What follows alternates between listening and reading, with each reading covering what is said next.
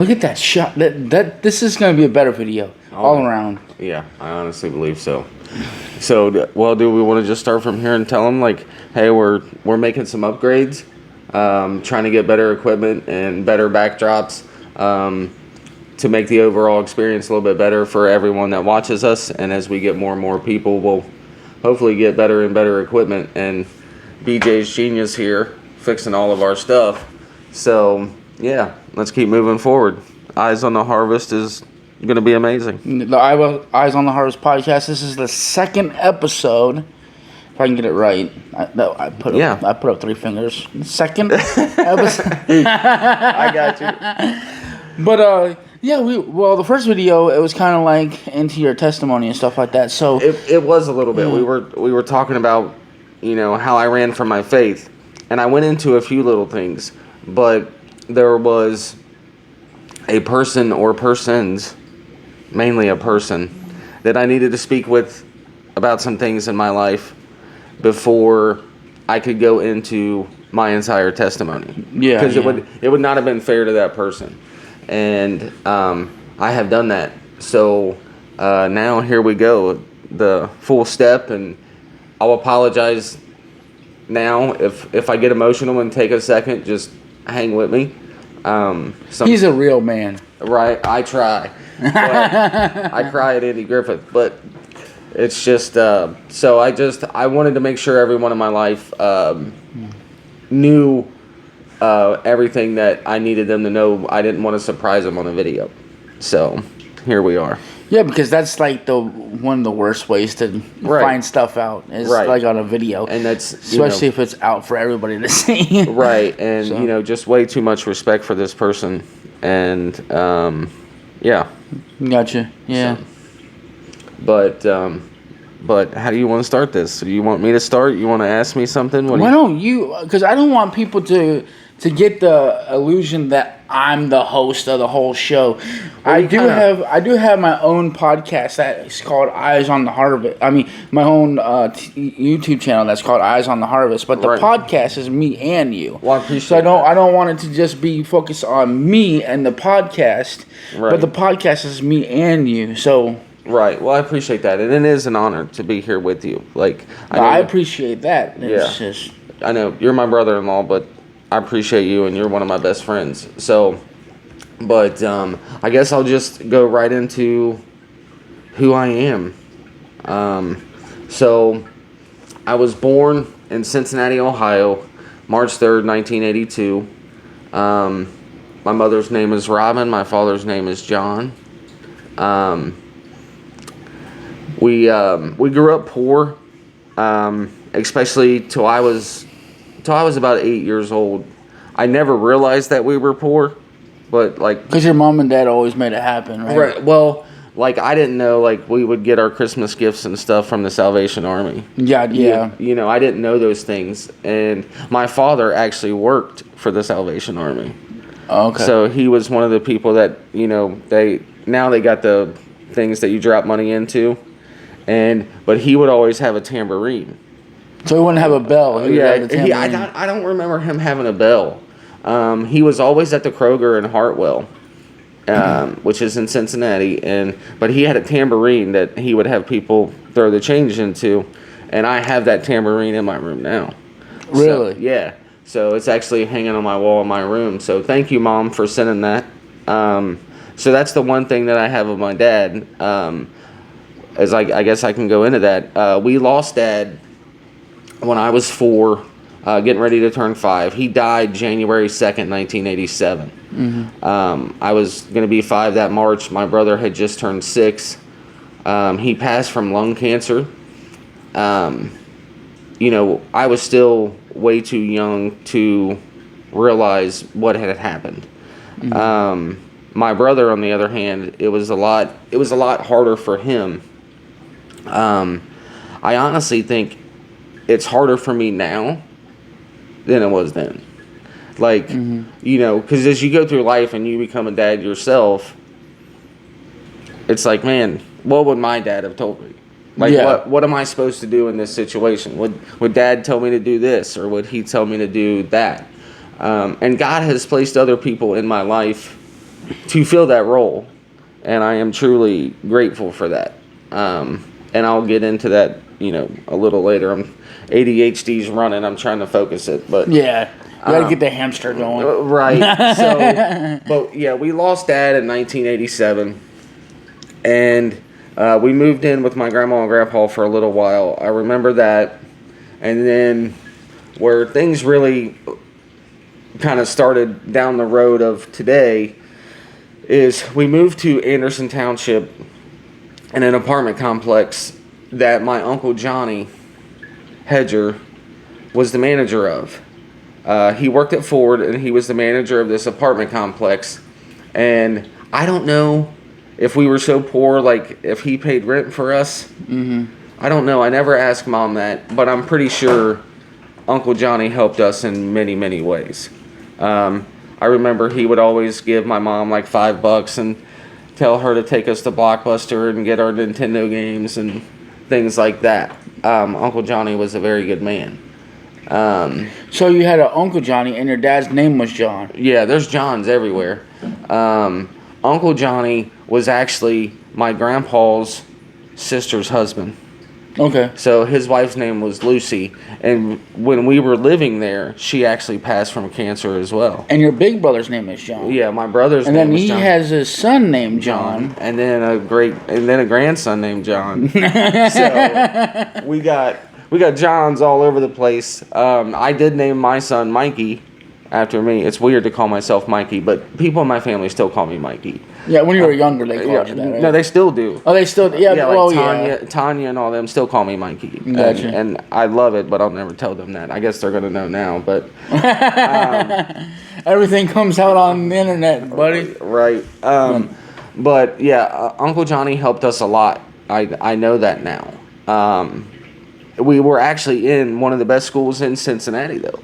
Mm-hmm. Anderson Township Schools. It's the Forest Hill School District. It is one of the best school districts in the state, if not the country. It's where a lot of Cincinnati Reds players, Bengals players, live in that area. Yeah, I've been around that area. It's kind of a richy area and stuff like that. It is. Now we weren't in the rich part. We were kind of down the hill, right? We were kind of down the hill at the bottom, but that was probably my favorite time in childhood. Mm-hmm. Is the years that we lived at that apartment complex. I had friends in the neighborhood. We had a bully in that neighborhood that I took care of with a super soaker.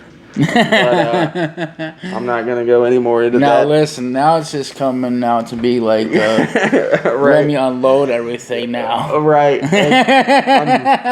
I'm trying to bring humor in. This is Mike's therapy hour. Right. Welcome to my right. I hope not, man. So I've got prayers coming my way. So, but anyway, that was probably my greatest, I would say, 3 years, 2.5, 3 years that we lived there. Because I know in September of 1990, we moved up the street.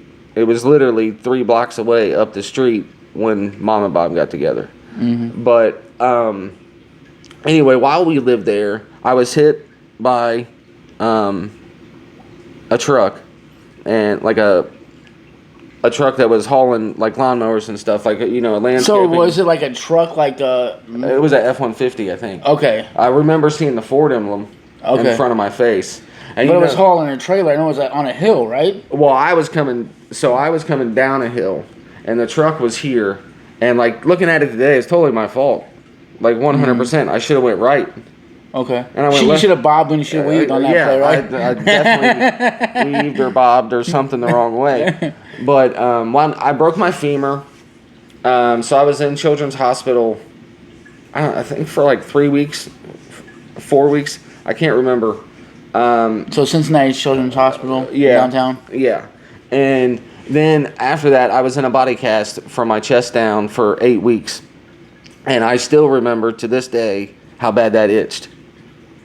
I bet it did. Dude, you ain't ever itched in your life. You haven't had an itch like that ever. No.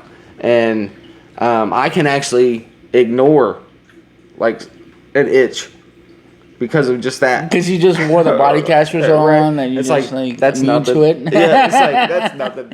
But so, I guess that was my stupid childhood accident. But that living there was truly my funnest time of childhood. Gotcha. Looking back on things, it was just fun. That's where I learned how to play baseball. We were playing wiffle ball across the street, so that's what kind of started me into the baseball path. Okay. I found out that I was good at it. And what's funny is in wiffle ball I could hit, but in baseball I cannot hit. I couldn't hit water if I fell out of a boat. So, but that's what kind of started my love for baseball. There was the people in the neighborhood that played wiffle ball and stuff like that. Remember watching it with my dad a little bit. I remember watching Pete Rose one night with my dad. That's one of my memories. Looking back on it, it's probably the night that Pete Rose broke the hit record. Because that makes sense. That's because Dad didn't watch baseball every day. So him watching it that night had to be that night. Yeah, kind of like a Super Bowl. I only watched this one night. Yeah. And so after we moved from there, my mom, Robin, she met a man named Robert Manning. They met in 1989. Which is actually my wife's dad. Yes. This is Brianna's father, my stepfather. And they met at the end of 89 or the beginning of 90. I can't remember exactly when they met, but I know that they were married September 28th, 1990. And 3 weeks later, the Reds won the World Series. So that's how I always remember their marriage year, because of the Reds. So you remember their anniversary? I remember everything with numbers. Like, gotcha. Okay. Yeah. But Mom, Bob, I love you, but I only remember your wedding anniversary because of the Cincinnati Reds. So, and so this is where, some things get difficult, and they're in the past and they're forgiven. You know what I mean? This entire time I was in church, Sunday school kid, Mom always took us to church. We were at Town Street Church of God as far back as I can remember. Well, that's where your mom and stepdad met, right? Yeah. Mom and Bob met at Town Street. Bob's brother Lewis actually went to Town Street and introduced them. And so, yeah, our whole life was kind of based around Town Street Church of God for years. But anyway, so as they got married and things, at first it was pretty good. We were settling into the little blended family life, and I was. I'll admit this now. I was a little rebellious. I was. Like you're not my dad. I lost my dad, kind of thing. No, I was. No, it wasn't even that. I don't think. I was just rebellious. I was a mean little kid. Okay. I was mean. Like I was. A smart aleck. Didn't want to do what you told me. Like, I was not always a good kid. Like, I didn't do horrible things. I was just a jerk sometimes. Yeah. You know what I mean? Like, when I got the notion, I'm like, well, whatever. I'm not doing what you say. Normal kids can do. Right. Yeah. And but my brother, myself, and our stepfather, we didn't get along very long at all. We wound up working a lot. He owned an automotive business. And did until 2018. But we wound up like the 60s, right? You owned that business a long time. Well, no, he started over in Ohio. Like, he owned one in West Virginia where he was from. Okay. And when he moved to Ohio and met Mom, he started a new one. Gotcha. He started in this little bitty place that he was renting, and then got a little bit bigger of a place that had 3 stalls, and then wound up with the big one. Okay. That has like 10 stalls. Okay. So he was very successful, and that is one thing that I do admire about him. He did not have a lot of education, but he had work ethic. Yeah, because it's insane. He's like a hardback, like mountain, like farmer, like up in the mountains kind of guy that doesn't. I literally watched that man. I literally watched that man cut his thumb off, tape it back on, and go back to work. Who puts their arm in a rototiller? Oh yeah, he did that too. So and then put a belt around it so he wouldn't. Right. Like, the guy caught his woods on fire. Yeah. I love my father-in-law, but sometimes he's a little crazy. He needs attention. Right. I love you, but yeah. So at this time, this is 1990 to 1993. We lived in a house up the street from where that apartment complex was, still in Anderson. Things there were pretty good. Never got out of hand or too difficult. We were working a lot. Then we would go to the garage on Saturdays. That's what I call the business. We always called it the garage. We would go to the garage on Saturdays and work. Cleaning the shop and doing stuff at the shop and stuff every Saturday, and I hated it. But what kid wouldn't? Oh yeah. On Saturdays, you want to go out and into the neighborhood and play with your friends and watch cartoons and stuff, and we never had that. Mm-hmm. Once I was 8 years old, we never had that anymore. There was no childhood. If that's the right way to say it? Yeah, you went to school all week, and then you went to the garage on Saturday, right. and then Sunday was at church. Consumed of church. Yeah, and I think that's one reason we love church so much is because it was our escape.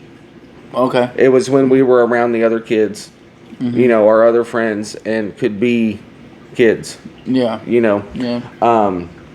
But in 1993, so that's 90 to 92, 93. 93. We moved out to Amelia, into the house where Mom and Bob live now. Mm-hmm. Hated that house from the very beginning. Absolutely, still cannot stand that house to this day. I cannot remember how many trees we cut down. I swear to this day I'll never split wood again.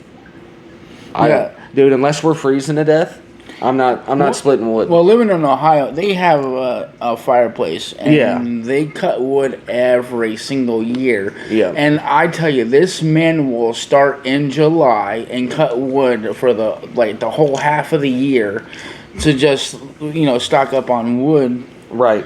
So you're in the middle of summer chopping up wood for the winter. And that's not so all day long in the summer. All day long we would work at the garage. Yeah. And then we would come home and then split wood. And then eat dinner, take a shower, and go to bed. Yeah, because that man's not going to just sit around and do nothing. He's never going to stop. And he's 80 to this day that he does. He still does it. This dude broke his back and was still outside tinkering with cars. Yeah. When the doctor told him not to. Yeah. And there's no quit in him. That's one thing that I can say about him. Yeah, there is no quit in him. The one thing that he taught me is work ethic. 100% cannot deny it. Everything that I've been able to accomplish in my life and gain everything back again, like I am now, is because of the work ethic that he gave me. Mm-hmm. So, but here in 93 is where things got worse. Arguments got worse between me, John, and our stepdad Bob. The physical abuse and things like that got worse. Arguments between my parents got worse.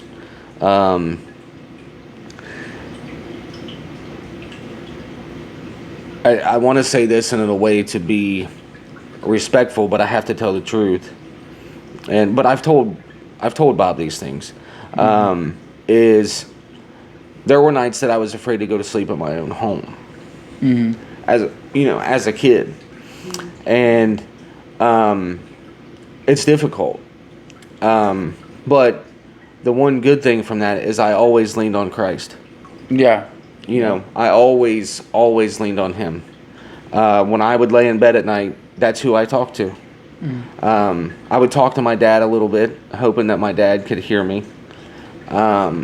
But always leaned on Christ. Just I remember so many days that there was just never peace. Yeah. You know, if you came in our house and you saw peace, it was all fake. You know, there was just never that calming. You know, there was always tension in some way, shape, or form. Even when nothing was wrong. You were like afraid to do something wrong. Yeah, because everything was going right, you thought, what is going to go wrong? Yeah, I mean, just as an example, one day there was this big blowout fight over a pair of socks. Seriously, over a pair of socks. And he's told me this before. Back then, he would work and then he would drink, you know, excessively. Back then, who did? True? Bob would. Right? I didn't know Bob drank at all. No.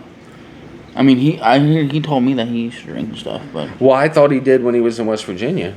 But okay, that might be. Yeah, because I didn't know. Now, if he drank, that might be it. That might be it. If he drank with Mom, I have no idea. Okay, that would actually make me feel better. He might not have, but I remember him saying something like that. That's why I brought it up. Right, that would actually make me feel a lot better. You know what I mean? Because there's kind of a reason. Yeah. You know, but no reason, but you have a insight of why it happened. Right, you have a mind-altering substance in somebody that's a little bit different. Well, anger can do that too. Oh, anger can do that. And, you know, at this time, with everything that my brother and I were living through, I had anger. Mm-hmm. You know what I mean? Like, at school, if you looked at me wrong, Pop, I was knocking you out. Yeah. You know, and I did. You know. And you had to live up to that name because you're John's brother too, right? Yeah, I did. But it got to the point that people left me alone. Yeah. Because I was John's brother. You know what I mean? I got you. So, but for a while, yeah. You know, my brother had that reputation of, you ain't going to whip him. Mm-hmm. You know, and people tried to mess with me to see if I was like him. But, and I wasn't. I got my butt whipped a few times. Mm-hmm. You know. But a lot of the anger that I had at school, like I never got in trouble in school, though. I didn't fight at school a lot. I fought kids in the neighborhood a lot. Mm-hmm. You know, I don't know if that's a boy thing. I think a lot of it on my side was the anger from what was really going on. Now, to this day, do you still feel that anger come up sometimes? It's been extremely rare for the last, I would say, since Presley was born in 2011. So there's probably a lot of people that are watching right now that deal with anger like that. Right. And then just like go into rage and go. Mm-hmm.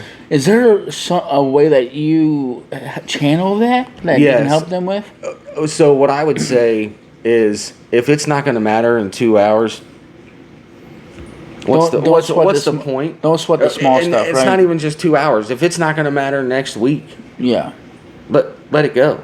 Yeah. You know what I mean? By the time you go to bed tonight, if everything's going to be normal, everyone apologizes, everything's calmed down, let it go.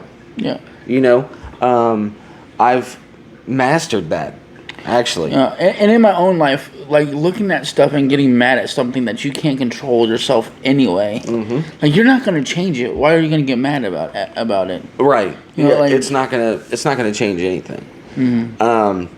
So. But those years, you know, up until 90, so from 93 to 98 was the years at that house and where I had the anger and the issues and working way too much for any child, for any child. Now you're saying dates and stuff like that. How old were you back when this was happening?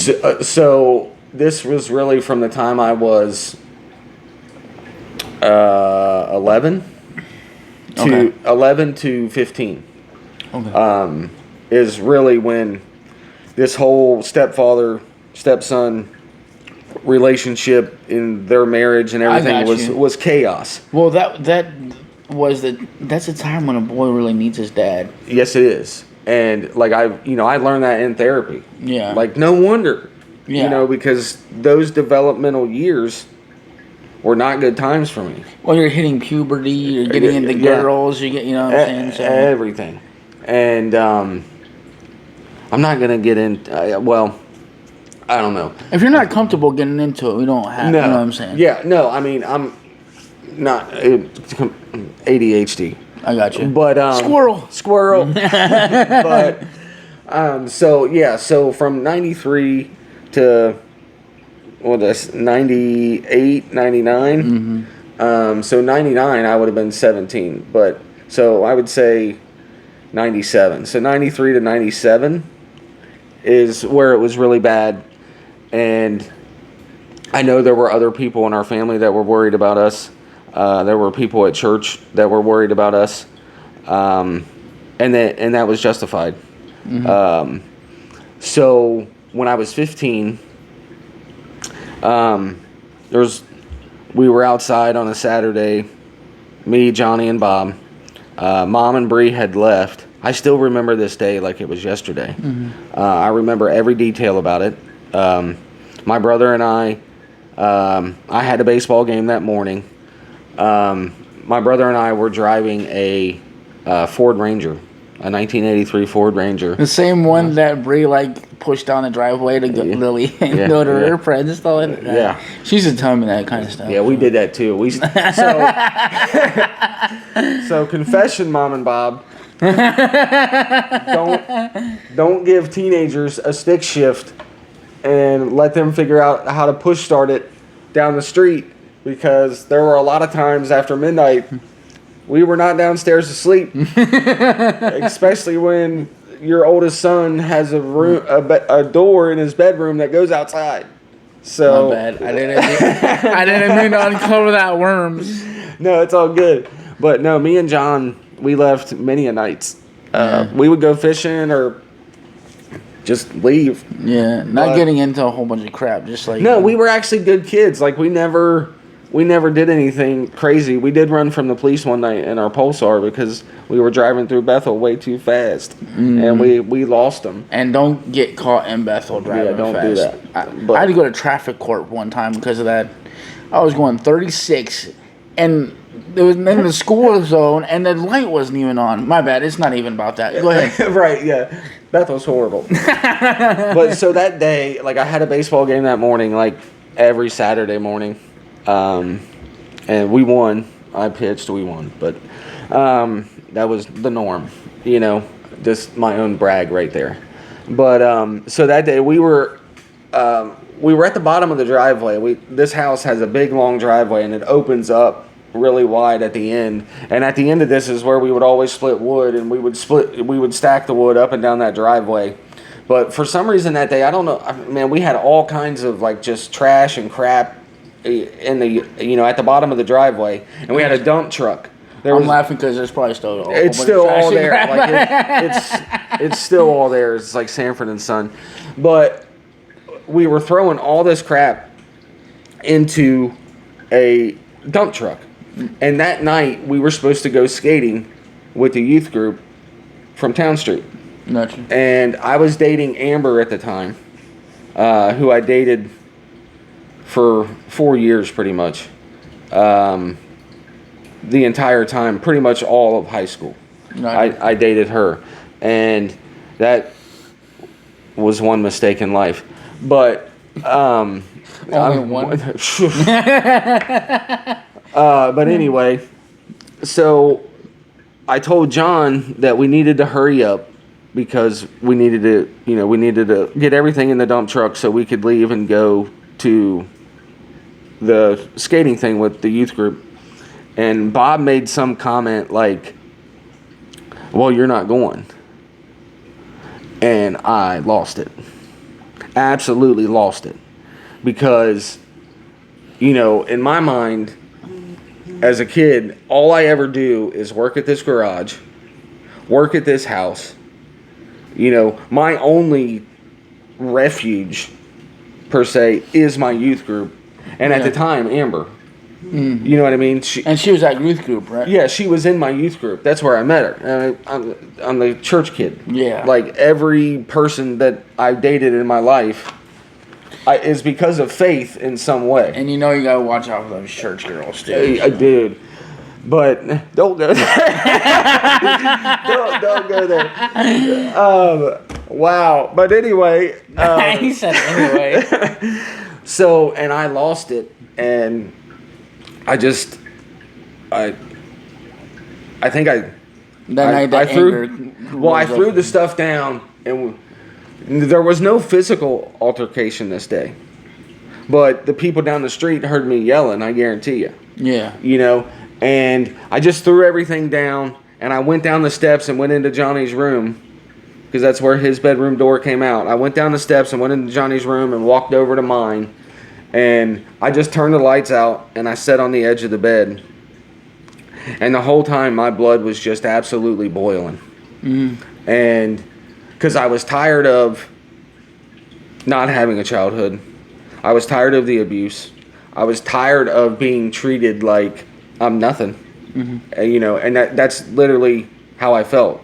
I was literally treated like my opinion didn't matter. What I wanted didn't matter. You know, it was almost like slave work, man. You know, there was all this work and no reward, you know. And Bob came in about 10 minutes after, I would say it was probably about 10 minutes after I went in there. Bob came in, and he's like, you need to get back outside, and, you know, you're going to live by my rules. And, you know, what every parent says, mm-hmm. you know. And, you know, I don't want to go into it too much, but the abuse that I had been accustomed to, I couldn't take anymore. Like, you know, I couldn't imagine hitting my kid. I can imagine spanking my kid.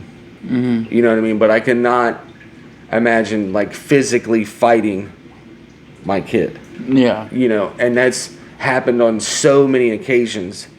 And as I was sitting there on the edge of the bed, all these things were running through my mind. And because of my anger, like, I knew myself, you know what I mean? Because of my anger, I knew that if I did not get away, one day was going to turn awful. Mm-hmm. Either him or me. You know what I mean? It's going to end in a horrible, horrible way if I don't get out of here or he doesn't get out of here. Not only that, like, you're talking, like, you're at the age of, like, 15 at this time. 15 years old. And so you're not a little boy anymore. No. And so we wound up, when he came back in, that's when the physical altercation began. We started downstairs in the basement in my room, just, I mean, swinging, Jack. I mean, everything. And it went all the way upstairs into the backyard by the pool.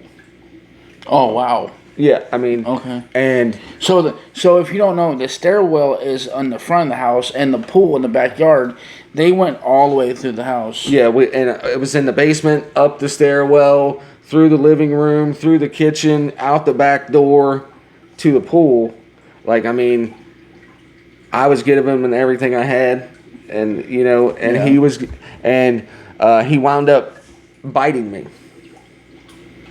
And he wound up biting me, and which probably made you even more mad. Yes, and so before this I had ran one day, and my Aunt Lisa came and got me at Skyline Chili in Eastgate. That's like right across. Yeah, it was right across the highway from your house. No, I went to the one in Eastgate. Oh, in Eastgate. I ran to the one in Eastgate, which I don't know. I don't know why. But I was so mad that I was just running that You're day. just going wherever. Yeah. Wherever and Aunt Lisa, and I still love you, Aunt Lisa.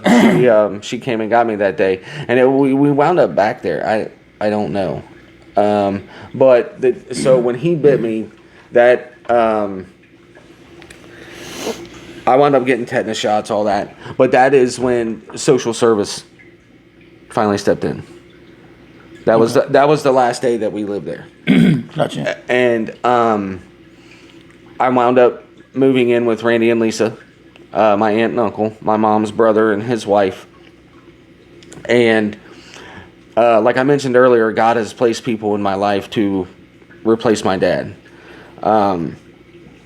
So, you know, Bob, we had our problems, but he taught me work ethic.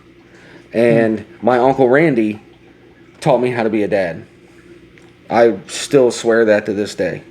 He is a wonderful, godly man, and he showed me how to be a dad, and I will never forget that. I love you, Uncle Randy. So we wound up going to live with Randy and Lisa, and those were good times. Lisa and I got into it a little bit. She was pregnant with Cameron at the time, and I was she just took on 2 teenagers, So not only you, your brother went as well. Yeah, Johnny came with me as well. Johnny and I have always been together, and I'll get into that later. But so I wound up living with Randy and Lisa, and it's kind of hard to keep all this straight because I'm wondering if I'm getting my years backwards, but I don't think I am. Maybe I am. But so we wound up living with Randy and Lisa for a while, and things were good there. And Randy and Lisa are amazing people. And at the same time, my Uncle Tim was a big part of our life. That's my mom's other brother. And his kids, Josh and Sam, they're like my brother and sister. But Uncle Tim started teaching us jiu-jitsu, and we were fighting in jiu-jitsu tournaments. And these are the good things in my childhood. Uncle Randy was at my baseball games, and Uncle Tim took us to all these tournaments and treated us like his own, and Uncle Randy treated us like we were his own. And like Mom and Bob seen me play baseball one time my whole life. And Like not even when you were little, like No. your whole life. My whole life. And I remember the day it was at Teal Town, and I was 15. That was the one time that they saw me play. And I vowed now, if I have more kids in the future or help raise kids in the future with my own kids, I never missed a game. Never missed one game. Whatever is important to them will be important to me. Yeah. I don't care if it's shoots and ladders. Yeah. If that's what they want to play, we're playing. That's how I feel with my son with football. Yeah. Unless it's on Sunday. Right. And My son, if it's on Sunday, my son will not be there. Yeah, and like with Mikey played basketball, he played baseball, he's played football, he's done karate, and been extremely successful in all of it, and I've never missed one. And no, if he starts playing something now, it would be difficult. Yeah. Because he's so far away from me. But that's my vow as a father or stepfather in the future, whoever it may be. I will always be there. It's unless work. I mean, unless I just can't get away from work or church, because I don't. God comes first in everything. But so after we were with Randy and Lisa, Johnny and I wound up getting an apartment By yourself. by ourselves. He had met Sarah, who was his first wife at the time, and we were in this apartment, and Johnny was never there because he was with Sarah. He was a teenager that had a serious So girlfriend. he had a bed there. He just came to sleep. I don't even think he ever brought a bed there. Really? No, I had a bed, and I had like my living room furniture and everything, and I pretty much lived there by myself. So like 99, the year of 1999, I pretty much lived in that apartment by myself. Johnny would be there sometimes. My cousin Mandy came over some, and I would still get rides to church. I remember Sister Dunnigan would come and pick me up. Tammy Grooms would come and pick me up for church and stuff. Great people that I still love. haven't spoken to Sister Dunnigan or Tammy in a long time, but great people, you know. And so that year was extremely difficult just because I was alone. Yeah. You know, Uncle Randy came and got me all the time and stuff, but it was just every night when you go home, you're alone. You know, and as a 17-year-old kid, Yeah. you know, it was difficult. So that was 1999, and so from this point, it's really kind of starting my adulthood. Is 99, towards the end of 99, Amber and I were over, getting ready to be into 2000, right? Yeah. No. We were over in July of 99.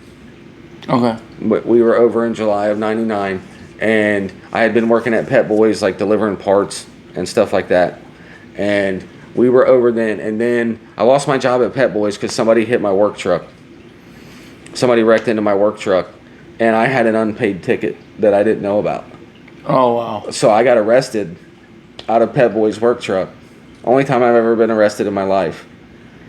And Johnny actually, this poor little... So the police came out to the accident. Yeah. Ran your name, found something that you had prior. Yeah, I had a warrant for the ticket. Wow. And so they literally... And this happened on Coleraine Avenue in Cincinnati. Oh, which... A lot of people would know that that's not the best place to be. Especially, so they take me to downtown Cincinnati, to the Justice Center.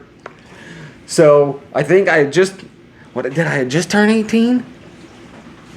Yeah, this had to be 2000, not 99. But back then, it's probably not the Coleraine that people know today. No, right? not It's as like, bad, but it wasn't good. But the yeah. Cincinnati Justice Center was the Cincinnati Justice Center. Well, yeah. So It's kind of like the hood down there. yeah, so this is 2000. It's not 99, so I'm off. So Amber and I were done in the summer of 2000.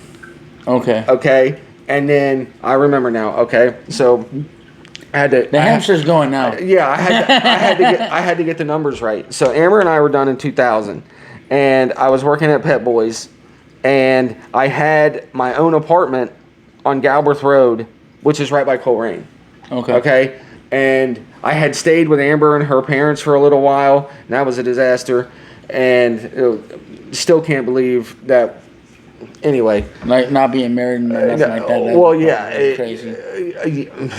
Anyway, I understand. Yeah. my thing from that is I was treated horribly for being a normal teenager.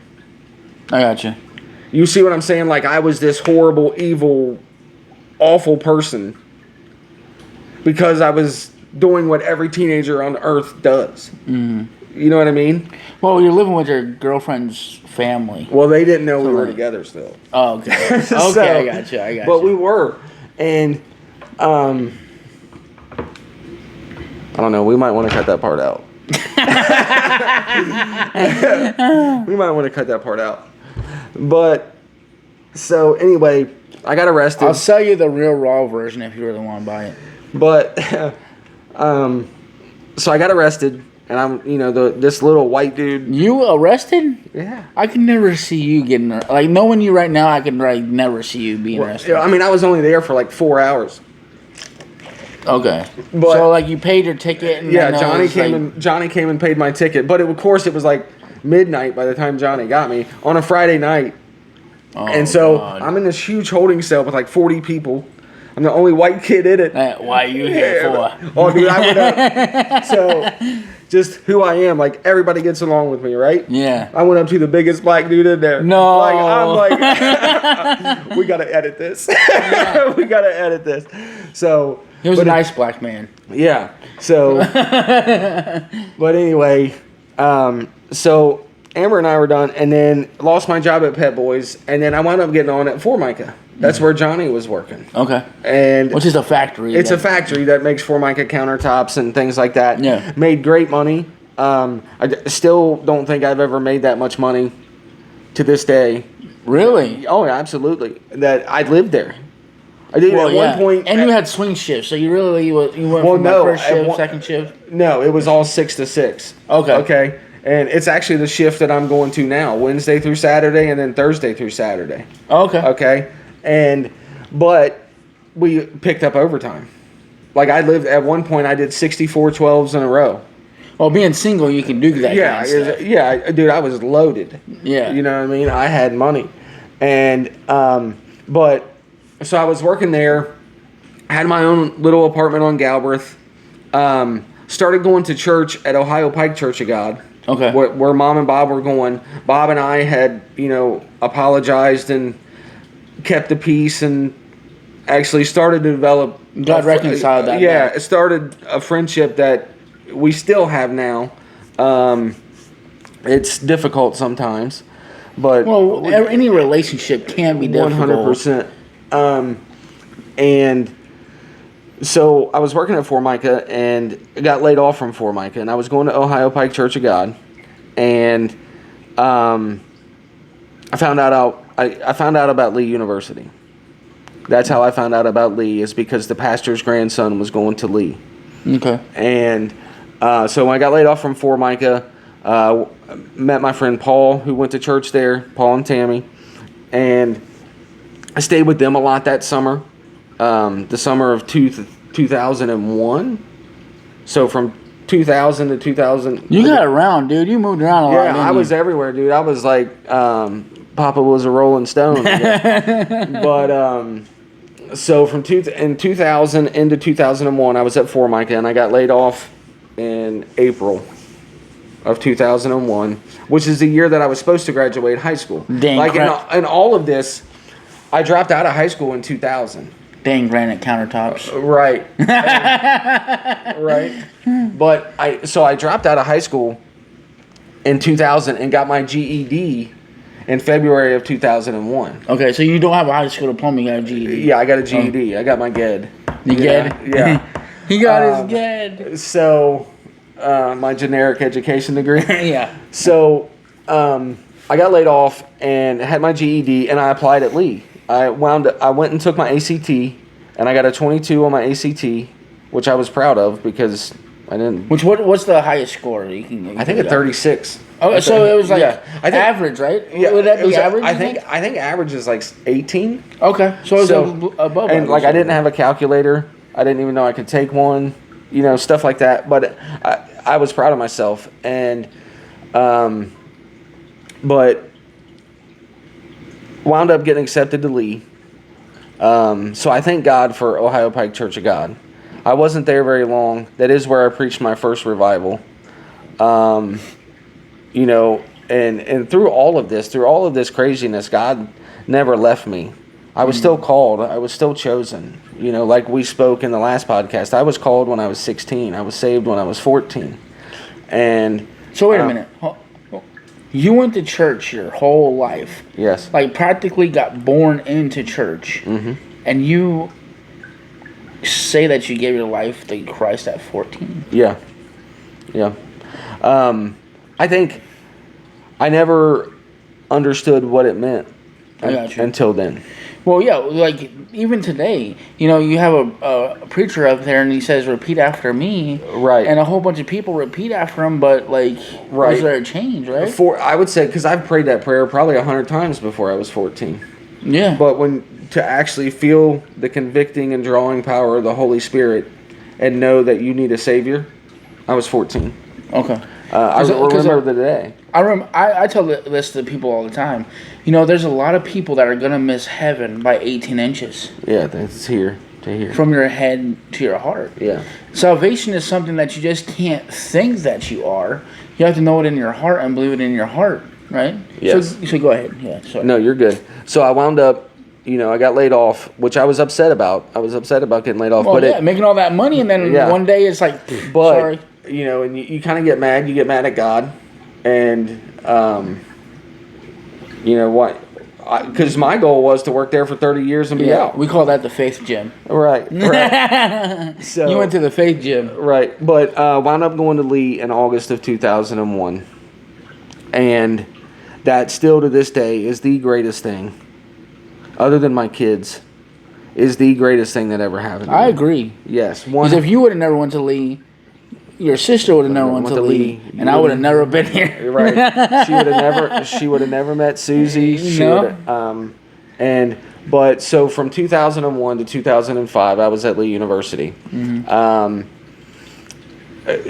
Like I mentioned before, Robbie, Jason, Steven, Jeff, Brian. The gang, the whole gang, man. The most amazing people on this planet. And just guiding me and supporting me in so many ways. Even when they shouldn't. Even in times of my life when I was wrong. And still young and stupid. I'm 20 years or 18 years old. 19 years old. I was an idiot, but your values weren't in the right place, right? When I was at Lee, they were, okay. At the beginning, At the very beginning of Lee, it was, I was called, I was preaching, I was in the Bible college, I was all about Him, and then in 2003, I met my ex-wife, Danielle. I met her in April, I met her I actually met her in August of 2002 on a youth trip to Cedar Point. And so Cedar Point is like it's an amusement park. Like like roller coasters and Kings Island stuff. I actually met her on that trip because I knew her mom and dad from church camp forever. They were your youth pastors, right? Yeah, they were my youth pastors. But I didn't go to Brother Taylor's at the time, but they were the youth pastors at Brother Taylor's. Oh, okay. At Faith Center Church of God. And I knew them because her mom was the nurse at camp every year. I got you. And then her dad was my counselor in the dorm. Okay. At camp. So see, that stuff I don't even know. Yeah, but that's how I met Danielle. I met her in August, and I had to go back to Lee the very next August of 2002, and I had to go back to Lee the next week. So nothing ever really happened, and then she actually hated me. She couldn't stand me. That sounds familiar. Yeah, she said I was arrogant, which I wasn't. But that sounds familiar too. Shut up.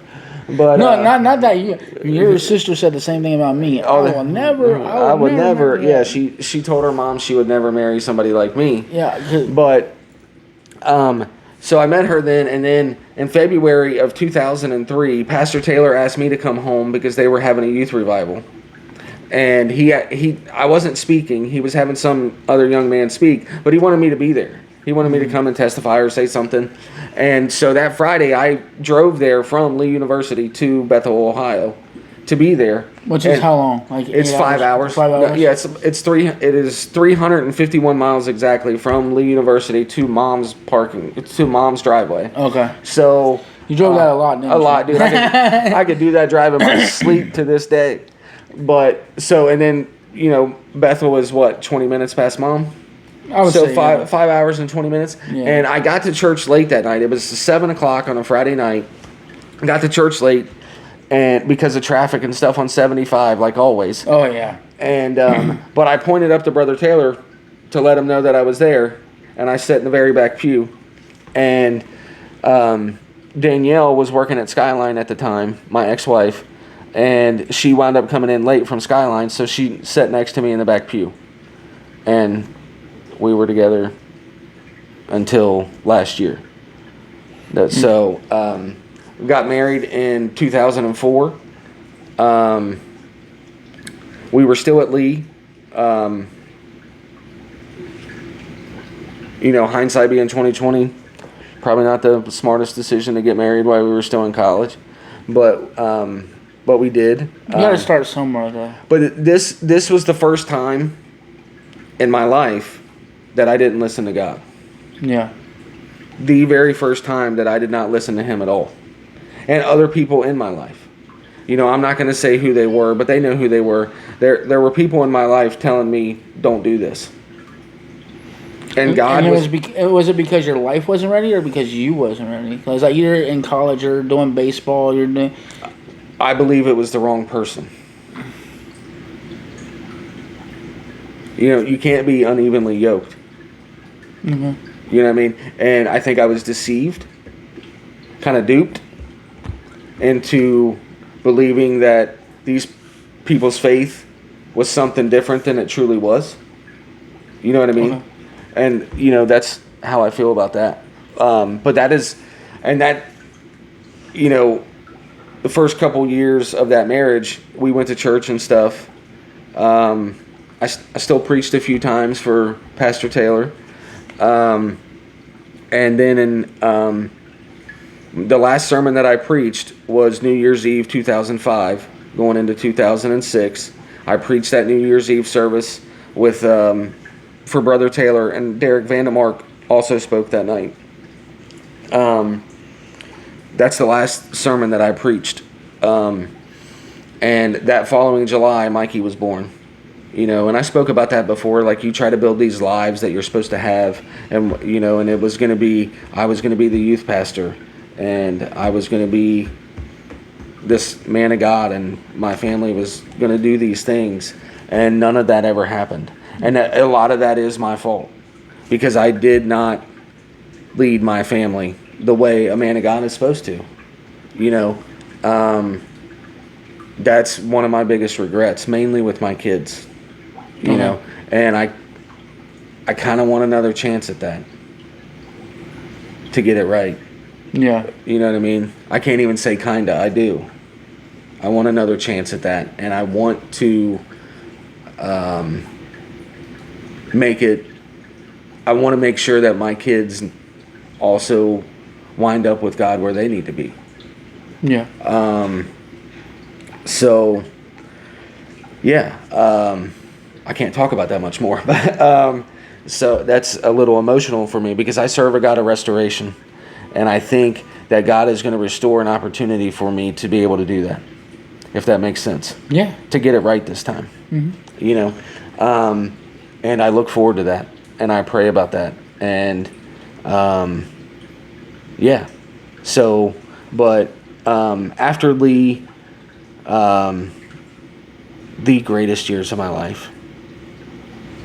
No question. The greatest years of my life were at Lee University. And after Lee, we found out we were having Mikey, so we, you know, I didn't finish. I still to this day lack 4 classes for my bachelor's at Lee University. I might do something about that. But we came back to Cincinnati because we found out that we were having Mikey, and wanted to be by family, you know. In my heart, I never wanted to leave Cleveland, Tennessee. I never wanted to leave. I mean, Bojangles is there. No, it's Zaxby's, man. Oh, Zaxby's. So, but Yeah, but Zaxby's here. Don't you know that? yeah, I know. But I worked at Zaxby's there in Cleveland for a little bit. Oh, okay. But my buddy Zach was the manager there, a guy from Lee. And my guy named Zach was a manager at Zaxby's. Yeah, ain't that awesome? That's and really then JP, awesome. my buddy JP was the other manager. They got me the job there. And Well, when you're in with the managers, you know. right, it was pretty cool. But anyway, so we moved back to Cincinnati in 2005, in December of 2005, and I preached that New Year's Eve for Pastor Taylor, and the following summer Mikey came, and during this time I was still playing baseball. I was playing baseball for Wayne, and I wound up playing baseball for Wayne for, oh my gosh, so from 2005 or actually 2003, because when I was home in the summers I would play for him from 2003 until 2016. Oh, wow. I played for Wayne and won a few championships. The last year that I played for him, we won the championship, and that's when I was like, all right, I'm done. You know, still the funnest team that I was ever on. Now, what made you quit baseball? Was it you getting hurt? Was it? No. So I'm kind of glad you asked that. So in this time, you know, you're newly married, you're a new dad. I was still putting baseball before other things in life. Okay, so would you say that like baseball became your god? And Yeah, well, I would say baseball became my addiction. okay. Because I played 3 times a week. I also played softball for the church.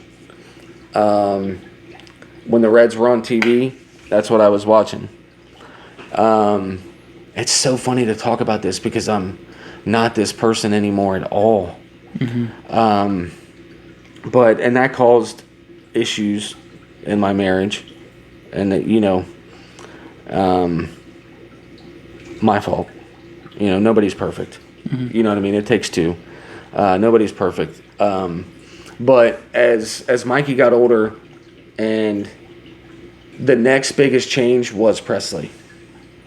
And I mean, becoming a dad was the greatest thing that ever happened to me for Mikey. But it was different with Presley because, one, I was scared to have Presley because Mikey was my baby. Mikey was 5. They're 5 years apart, almost exactly. Yeah. And so Mikey was my baby, so I was kind of afraid, am I going to bond with this other kid? Like, he's the only grandkid. He's the only nephew. Well, he's the boy, and you want him to do boy stuff. And it was Mikey and Dad, and, and so many times, and just riding in the car, and if I sung along to that SpongeBob CD one more time.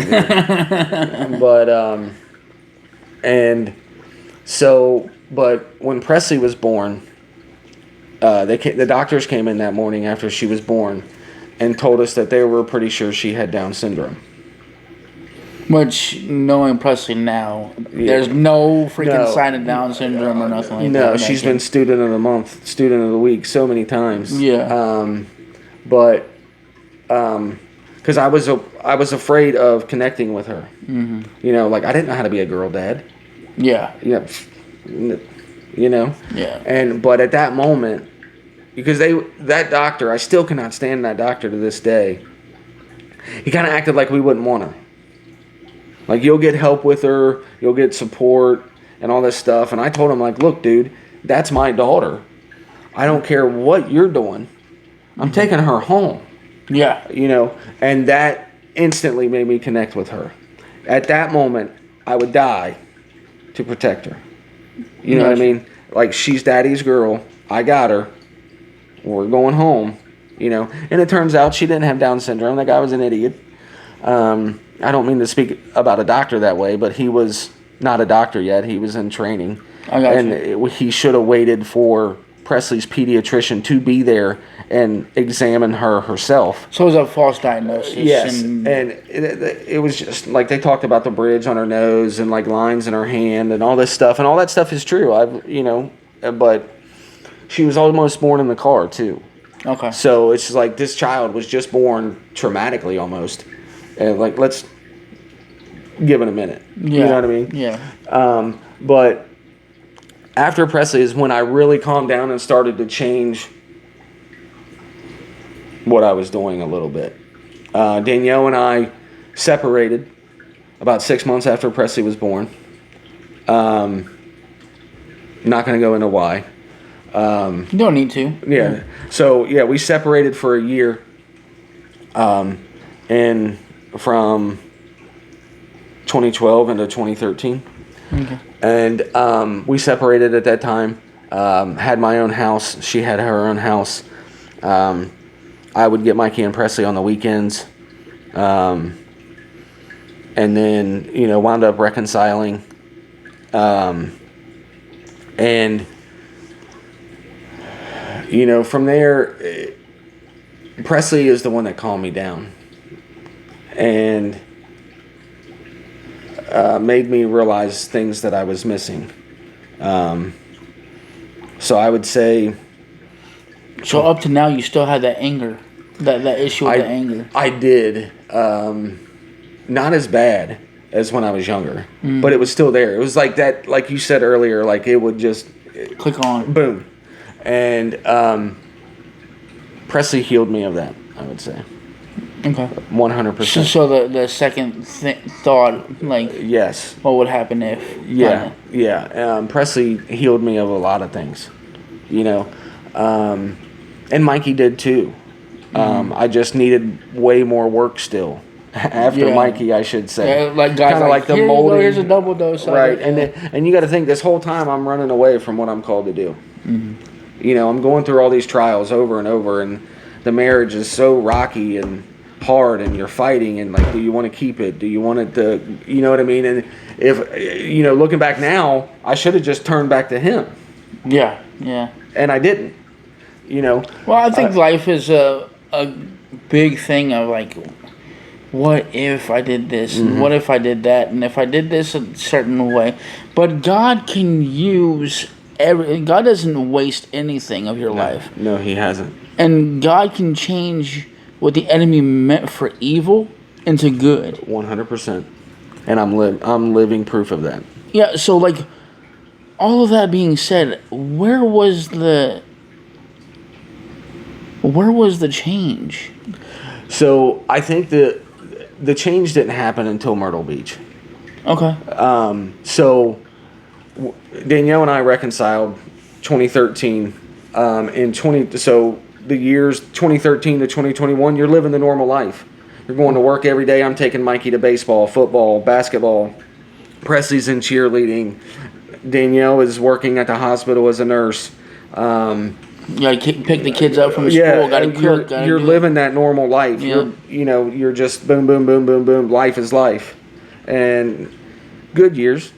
Not bad years. But they go by quick. They flew by. My son will be a man legally Monday. My son will be 18 Monday. I still can't. Like, it hurts my chest to even think of it. Yeah. Yeah. I can't. Hold on a minute. Yeah. I want a do-over. Like, yeah. Like Mikey, if you see this, so proud of you. Look at the camera and talk to him. Mikey, if you do see this, I'm so proud of you. You'll be a man on Monday, and you are already one of the greatest men that I know. You have always been loving and caring for others, the kindest heart, the most hilarious laugh ever, and you became amazing even with my mistakes, and I'm proud of you and I love you, but I got to get off of that. I love you, buddy. But so, in that time you're living life and doing all the things, running around way too much for your kids. You get into robot mode when that. Yeah, and that's that's the perfect term for it. It's like robot mode. Mm-hmm. Just know what has to happen. And click this, clicks that, clicks this, click that, clicks. You take the vacations. You live the life that everyone expects you to live, and so in 2021 after COVID, so like every year we vacationed in Myrtle Beach. Pretty much every year since we got married in 2004, we vacationed in Myrtle Beach at a place called Lakewood Camping Resort, and it was always I always thought that it was my dream to live there. Okay. And in 2021 that finally happened, and my mother and father-in-law, my ex-mother and father-in-law, bought a place next door. We got a place, and then my sister-in-law got a place, and then eventually my brother-in-law got a place. So there's like 14 of us all living inside this resort in Myrtle Beach within... And you do everything with each other. Yeah, everything was together. Every family vacation, through all the years, even before Myrtle Beach, every family vacation was with them. Everything was with them. The cookouts, the dinners, it was all them. Mm-hmm. You know what I mean? Of course, I did things with my family too, but mainly 90% of my life was them. And at first, with Myrtle Beach, it became more than I ever thought it would. Like, I started working from home because of COVID. Okay. So when I moved to Myrtle Beach, I was still working from home. And the company that I was working for wound up selling. It was called Likens Energy. I was dispatching fuel trucks. They wound up selling. And I went to Colonial for a little bit, which is who bought them. And that was a nightmare. And I wound up going to Triumph Energy, which was the place that I just left last September. So, but the things that happened in Myrtle Beach, that's when I started to struggle with the alcohol. It was, we're doing this addition on this house. I'm working like 100 hours a week because other people aren't showing up to work. The people who lived around me,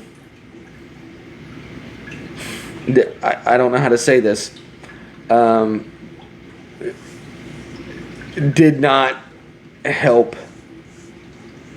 I know how to say it. Go ahead. You lived there, but you lived like you were on vacation. No, it's not even. And your friends, like. It's not even that. It's that responsibilities were put on me because I was there. I got you. That should not have been. I got you. Okay. Okay. But you're also right. That's another part of it is like I was living like I was on vacation. And, my ex-wife was working way too much to pay for all of this craziness that we're doing with this house and how crazy expensive it was to live there.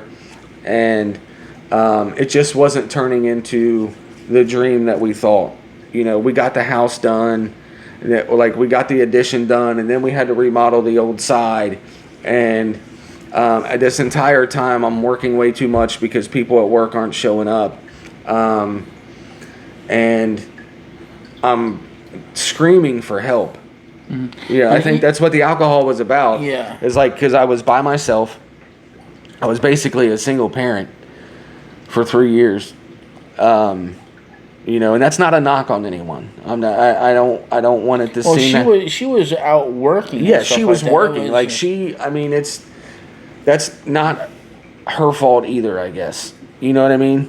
Mm-hmm. But this entire time I'm alone and I'm doing things for my kids, doing things for my nephews. And it doesn't help that you're working from home. No, so you never leave the house. You never get out. You're stuck. And it's like you're in a jail. Yeah, that's exactly. It felt like a prison. Like you're looking at the same computer screen each day for 100 hours, and it's just like exactly. And the best part of your day is probably getting the kids from the bus or taking them to practices because you get out of the house and you right. And I literally put more miles on my golf cart than I did my truck when I lived there. Just like driving around and just getting out. Yeah, and the reason I would get on the golf cart, through therapy and everything else, the reason I would get on the golf cart is because I didn't want to be there. Yeah. Well, I've been to Lakewood. Lakewood's pretty cool. It has a water park. It has a game area. The whole beach is right there. Yeah. And I could just... You live in a resort and you stay 100 hours in your house working. Yeah, or the shed that I turned into the office. Well, yeah. And which was pretty freaking cool.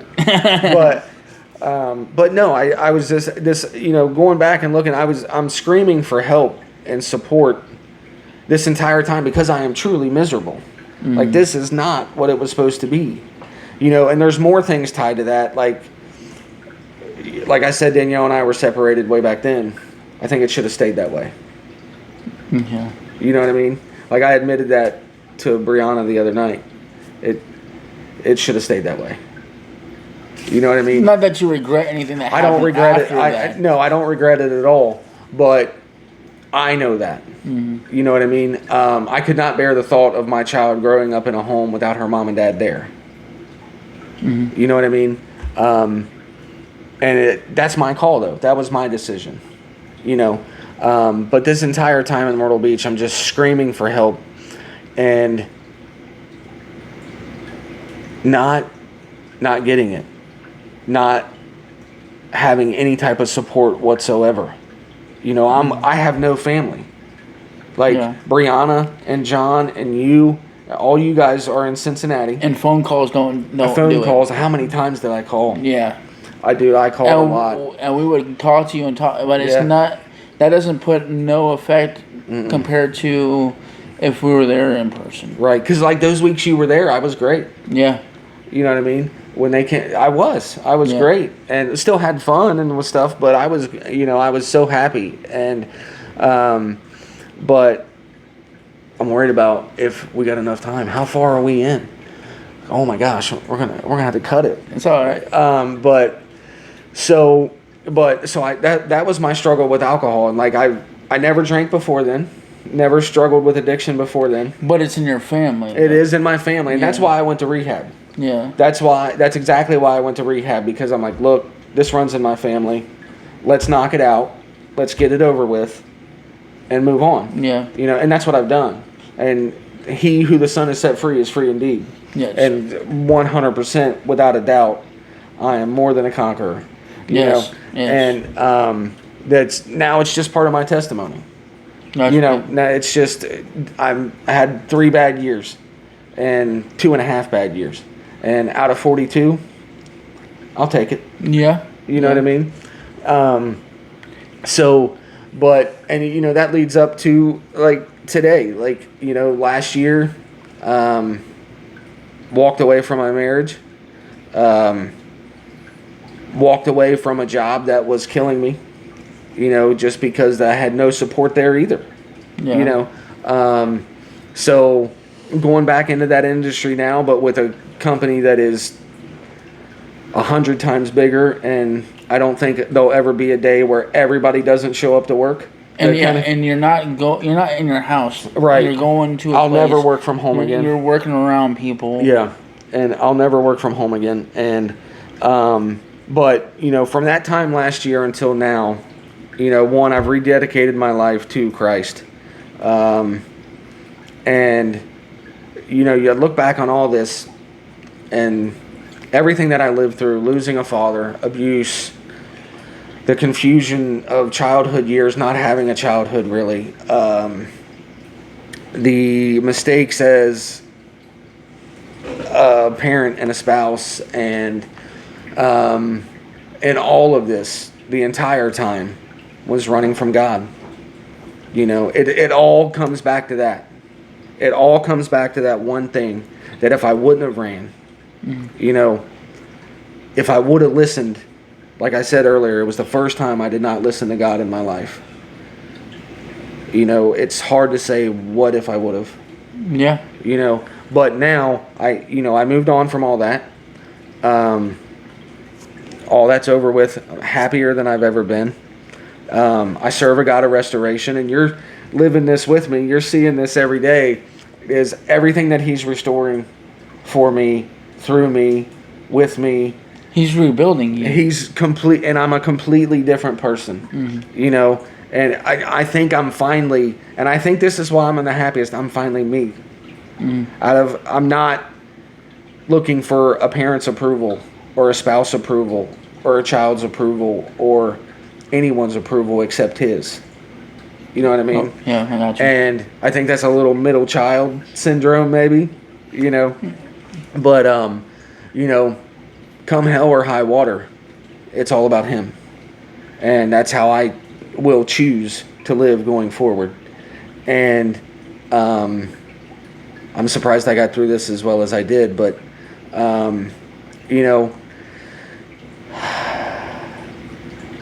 what I would want to say with all this, it doesn't matter what you go through in life, and I'll wrap it up with this if this is okay. Yeah, it's fine. If it does not matter what you go through in life, how many mistakes you make, and how many things you do wrong, and days where you just look in the mirror and don't even recognize the person that you see, God still recognizes you. You're still His child. You're still called. You're still chosen. You're still redeemed by the blood of the Lamb. And He will carry you, and He will beckon you back to Him. And sometimes He has to strip everything away in your life that is not of Him. I've lived it. Anything that was not of Him that was in my life is gone. And I'm happier than I've ever been. And I still, miss people, miss my children mainly. And that'll be just, that'll be restored as well. Oh, yeah. But just, I hope something that I said can help you in any way. And I know I ramble and jump around, but through it all, He never left me. Not one time. And He's placed people in my life along the way to keep me and guide me, even when I didn't realize it. And I thank Him for that. And I can't wait to see what He's got in the future. I got one more question. Okay.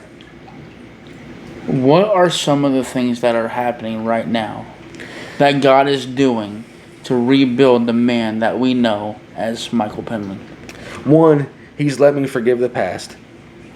So forgiveness is Forgiveness is first, and not just to forgive others, but to forgive myself. Okay, that's a big thing. Yes. We can forgive others all day long. Yeah. But it's a hard thing to forgive yourself of stuff. And so forgive myself for the mistakes that I made, because we're not perfect. You know, as a dad, as a spouse, you want to be. Mm-hmm. You know, the next time I'm going to strive to be even more. But you know, He's restored my faith in Him. He's restored my family together, other than my kids. But like I said, that's coming. Yeah. And so with you and Bree, and God is aligning you right now. Yes, He is. I truly believe that. He's aligning everything exactly where it's supposed to be. And it's amazing to see, and I still feel unworthy of it. But can't keep talking about that. But the thing is that Jesus, when He died on the cross, He made you worthy of it. I know He did. And I'm truly blessed and highly favored. And this week, I get my career back. I have my family and relationships that I still feel so unworthy of, but so excited for, if that makes sense. And all I can say is just hang on to Him, because He's the only one that's going to make it right. I just pray daily to mold me into who I'm supposed to be, and I'm sure you see a difference. Oh yeah.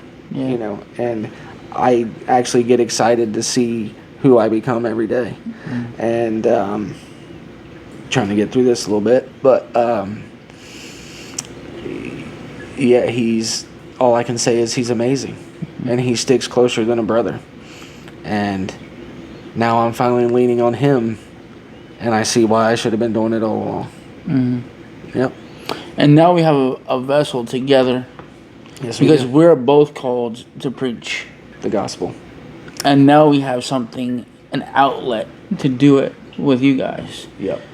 So we ask you right now, if you watched this and enjoyed it, like this video, subscribe to the channel, hit the notification bell so you can be notified when we drop another video. Go ahead and take it out. Go ahead. All right. We appreciate you guys. It's a long video. I didn't mean to go that long, but I just kept talking. And but I appreciate you guys. Like, subscribe. BJ here is awesome with this stuff, and he's teaching me stuff every day. Greatest brother-in-law ever. But there should be an award for that. Right, there should be. We'll see if Bree can make one. But I appreciate you guys, and thank you for listening. And I'm glad I got through and was able to speak the whole time, because it was a little difficult for me. But God will always get you through, and hopefully you can take something out of this. Listen, guys, you're either the harvester or the harvest. Until next time. Peace out.